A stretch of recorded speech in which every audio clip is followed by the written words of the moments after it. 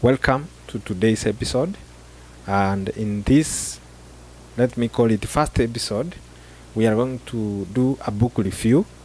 It is our first attempt, but we know with time we will be better and better with a lot of practice.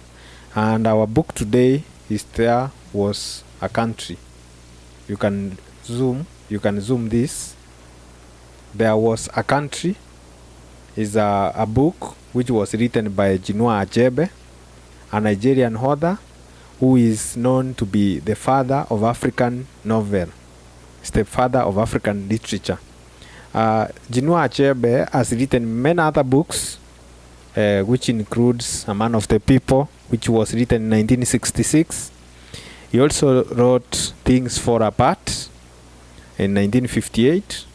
He wrote The Problem with Nigeria, which I have read. I've also read A Man of the People. He wrote with other authors How the Leopard Got His Cross. He wrote Arrow of God in 1964. He wrote No Wronger It Is in 1960. And The Anthills of Savannah in 1987.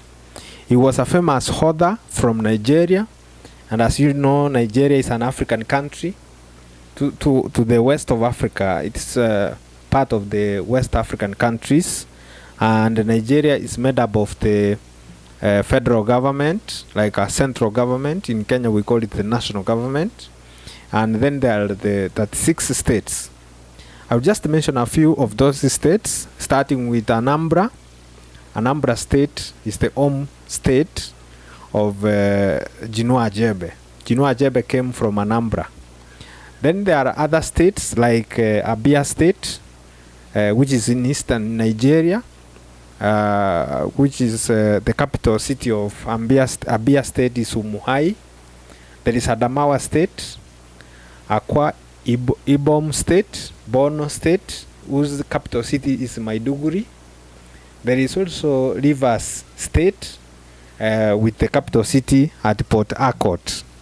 Then there is Oyo State, which has capital city in Ibadan. There is Cross River State, with the capital at Calabar. Kaduna State, with Kaduna as the capital. Lagos State, with Lagos.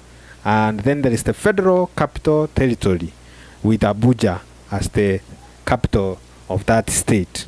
So generally, that is the background from where Chinua Achebe comes. I've just mentioned just a few of those states, which makes a total of 36 states. Here in Kenya, we have 47 counties. So now you understand that a state is a local government, which also works with the federal government in Nigeria. So the book is There Was a Country, which is a personal history of Biafra. There was at one point in 1967 to 1970, there was a civil war in Nigeria between the federal government of Nigeria and the Biafra state. And there were two major characters in that war. There was the president of the federal government, Ojukwu, who was the president of the Biafra state, and then there was the Gowon. These two gentlemen were major generals. They were generals in the Nigerian army, and they had been educated at Sandhurst. So if we talk about Ojukwu, who was the president of Biafra state, Chukwuemeka Odumegwu was born in November 1933 in northern Nigeria to one Sir Royce Odumegwu Ojukwu. So he came from a really privileged background. And then there was another gentleman who was the president of now the federal state of Nigeria, who was Yakubu Gowon.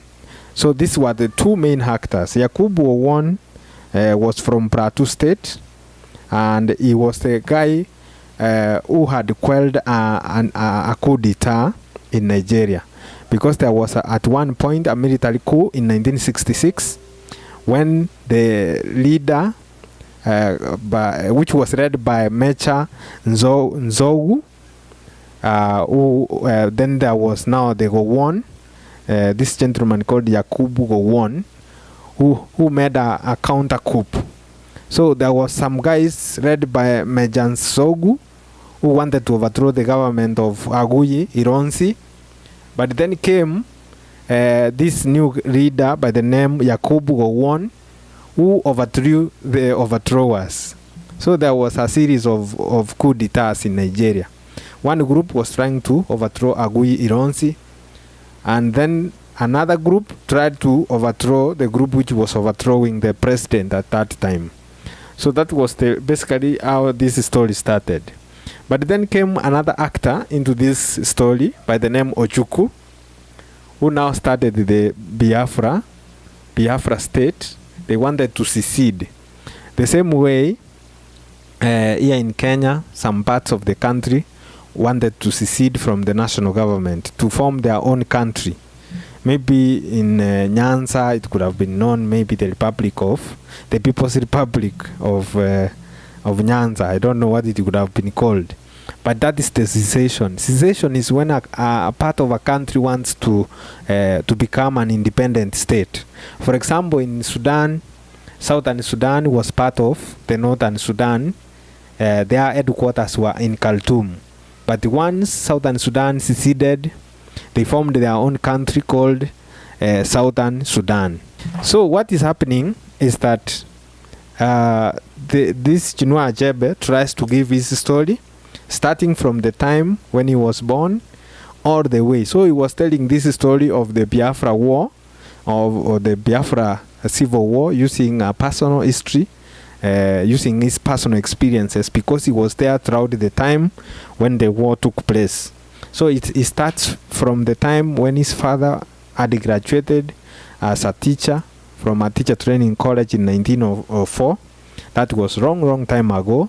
And at that time, for you to even go to standard 5, even getting to a teacher's training college was really a big achievement in the society. With this education, it was a status symbol. So Chinua Achebe inherited his deep love for education and pursuit of knowledge from his father.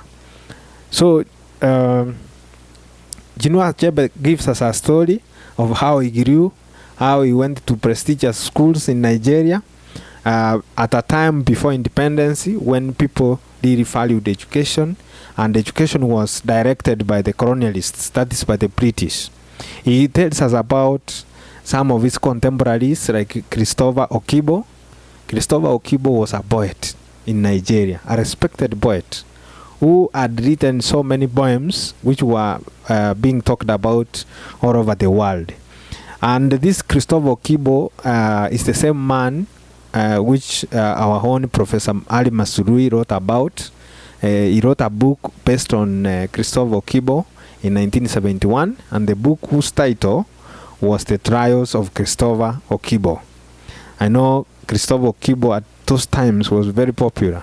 Even some Kenyans named their children after Christopher Okibo.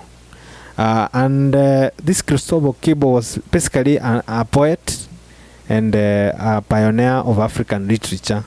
He was an equal to the likes of Ken Saro-Wiwa, the likes of Erechi Amadi, the likes of Vincent Chukwuemeka, and others. So Chinua Achebe talks fondly about the first president of Nigeria, Nnamdi Azikiwe, who is commonly called Siki, whose writing style Achebe really admired, since this was the founding father of Nigeria. And he had newspapers in which he wrote very accessible and stripped down English language. So he wrote in language which could be understood by the ordinary man on the street. That is why his newspapers were being bought by so many people before Nigeria got independence. So in this book, Chinua Achebe tells us more about Igbo community, where he was one of the Igbo people from eastern Nigeria. So once you cross River Niger, you get into the eastern part of Nigeria, where the Igbo people, the Igbo people are situated. And these were very competent people who had achieved a lot. And we are told that Igbo people, the Igbo towns, those several towns in the Igbo region, they competed among themselves for certain kind of social achievements, like building schools, building churches, building markets, post offices, building roads, among other things. So they had what we call a healthy competition. And where competition is, development and other achievements comes in. So the population density of Igbo was high, and there was a lot of competition for land use. But then there was another group called the Yoruba. The Yoruba is another community in Nigeria, or tribe, which led the entire nation in education and in education attainments or achievements. The Yoruba people are the most learned people in Nigeria. But it took only 30 years for the Igbo people to overtake the Yoruba. They took just 30 years of seriously acquiring education, and then they overtook the Yoruba. So, but there was one character among the Igbo people, which is having what we call noisy exhibitionism, which was quite offending at times, according to Chinua Achebe. These are the people who are proud of what they have. So you know, people who are always proud about whatever they own. If they own nice shoes, they are always proud of it, and they want everyone to be aware that they have the best shoes in the room. If they have a Mercedes car, it's not just a Mercedes, it is a German machine. So you know, those kind of people who have what we call exhibitionism. They want to exhibit what they have. So a man of the people, a book written by Chinua Achebe, because in that book, A Man of the People, Chinua Achebe had predicted, actually in that book he had written that there were two characters. There was Chief Nanga and there was another young gentleman. So between the two, the book ends with a coup d'etat. So when the coup d'etat happened and Ironsi was killed, then people came for Chinua Achebe, saying that he's the one who incited people to participate in a coup d'etat. So basically, there was a genocide because the Federal Republic of Nigeria killed so many people from the Biafra state. Actually, nearly 3 million people were killed, according to records from this book. There was a country, and these other people had ganged up against the Igbo people. They were killing them left, right, center. And this caused some writers and journalists from various newspapers described it as a genocide of the Igbo people of Nigeria. That is why, actually, that's one of the reasons why the Igbo people created the Biafra Republic. And one of the people who participated in the war is the former president, Obasanjo, who was a president at some time. He's one of those guys who was a military general during the Civil War, and he is said to have killed so many people in Nigeria. And this war in Nigeria, this Civil War, people took sides. For example, the British were supporting the Federal Republic of Nigeria, while people like France were supporting the Biafra Republic, because they wanted to balance the powers in the western region of Africa. But again, there were also African leaders who were supporting the Biafra Republic. For example, President Nyerere, who was the first African leader to recognize Biafra. And there were other African leaders like Zambia's Kenneth Kaunda, Gabon's Omar Bongo, Ivory Coast's Amfuet Boigny, who officially recognized Biafra. So there were messengers from Biafra Republic who were sent abroad to pass the message of Biafra Republic, and also to solicit for food aid and other humanitarian assistance. And one of those guys was Chinua Achebe. He participated actively in traveling around the world, drumming support for Biafra.